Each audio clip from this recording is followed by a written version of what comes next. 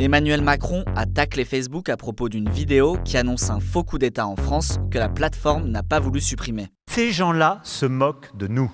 Ils se foutent de la sérénité des débats publics, ils se moquent de la souveraineté des démocraties et donc ils nous mettent en danger. Nous avons retrouvé l'auteur de cette fausse vidéo. Je l'ai contacté, il m'a dit avoir 17 ans et avoir été complètement dépassé par le phénomène. On vous raconte. Lors de son déplacement à Marseille, le président français raconte avoir été interpellé à propos d'une vidéo sur les réseaux sociaux. Dimanche, on m'envoie depuis l'étranger, un de mes collègues africains pour tout vous dire, un message Facebook. Et il me dit « Cher Président, qu'est-ce qui se passe chez vous ? Je suis très inquiet. » Crise agricole, etc. On voit une journaliste qui est à côté de l'Élysée, etc., qui dit « Il y a eu un coup d'État en France, un colonel a pris le pouvoir, etc. » Alors nous, ça nous fait marrer.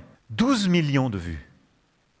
12 millions de vues. Il parle de cette vidéo. À l'heure actuelle, les informations non officielles évoquent bien un coup d'État en France, dirigé par un colonel dont l'identité n'a pas été révélée, et la possible chute du président Emmanuel Macron. Emmanuel Macron y a même laissé un commentaire et a demandé à la plateforme de la supprimer. Réponse de Facebook, ça ne contrevient pas à nos règles d'utilisation. Refus de retrait.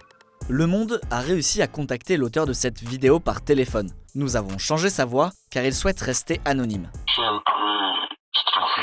Je suis allé vérifier sur Facebook d'où provenait la vidéo. J'ai découvert qu'il y avait un numéro de téléphone inscrit dans les informations de la page situé au Burkina Faso. Il m'a dit avoir 17 ans et avoir été complètement dépassé par le phénomène. Je l'ai parti simplement comme cela et puis le lendemain je vois cette vidéo à 11 millions de vues, j'étais étonné. Lui, son but, c'est de faire des vidéos sur les réseaux sociaux et d'arriver à faire de l'argent avec la publicité. Sur sa page Facebook, il propose aussi des formations pour apprendre à créer des vidéos générées par intelligence artificielle. Il voit sa page Facebook vraiment comme une vitrine pour démontrer ses capacités. Et donc, il a fait la vidéo annonçant un faux coup d'État parce que c'était une trend virale. Lorsqu'il a découvert l'ampleur que sa vidéo avait prise, il a été rapidement dépassé par la situation. Je n'avais pas du tout cette ambition parce que je n'aimais pas rentrer dans la politique.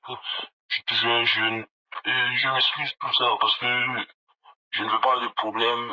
Donc je vais continuer avec mes vidéos voilà, qui font rire les gens.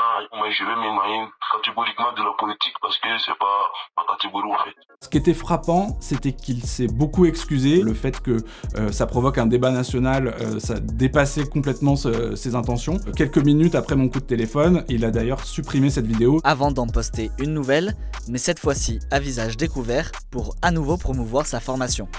En réagissant à cette vidéo, Emmanuel Macron a notamment voulu alerter sur la question des ingérences étrangères dans le débat démocratique, à l'approche des municipales de 2026 et de la présidentielle l'année suivante. Lors de son échange avec l'électeur de La Provence, il a d'ailleurs annoncé son intention de mettre en place une nouvelle législation sur le sujet. C'est pour ça qu'il faut réussir avec une procédure votée par le législateur, mais au niveau français et européen, quand on a des contenus manifestement faux qui mettent en danger la sécurité publique par des fausses informations qui déstabilisent, il faut pouvoir les faire retirer.